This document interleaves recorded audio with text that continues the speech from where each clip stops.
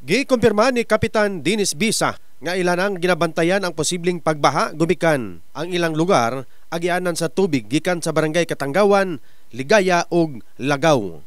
Mo nang source gikan sa Klaha, gikan Katanggawan. Pero ang source nga dako nga magbaha gikan diri sa barangay Lagaw, pakato Purok Masagana. Gawa sa paghinlo sa Baluan Creek, nakigalayon usab sila sa NIA aron mabantayan ang trampa sa tubig alang sa irigasyon. Tungod natural lang kini nga ginasirado aron mosaka ang level sa tubig o maabot sa mga humayan. Sa karon makita nga gamay pa ang awas sa tubig samtang wala pa ni awas ang Baluan Creek. Sumala sa mga mag-uma dapin sa creek nga gikaluy-an usab nga sa naunang nga mga pag-ulan wala pay baha og nakatanom na sila sa ilang mga produkto. Samtang nagapasalamat ang mga taga Buayan Town Site gumikan adunay nay kanal sa National Highway. Diha lang sa highway ang problema kung mag-ulan-ulan gyud siya nga magsibaha.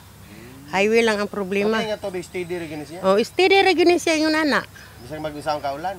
Bisag unsa siya kaulan. Mao ra gina siya. Itong niyagi, last nga kuan, mga June, July, kuan ba to, katong nga week nga, pero merong week, kuan, tagito daw, naabot daw diri, pero nahawa, mangod ko diri kadali.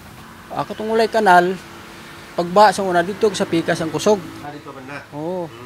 Pero diri, gabaha, gyapon, pero dali, lang gyapon mahubas. Kaya sa una ngayon, disulod ba ganyan na diri, Nag-request na usab ang Baluan LGU sa City Engineer's Office alang sa declogging. In the heart of changing lives, Christopher Jason, Brigada News.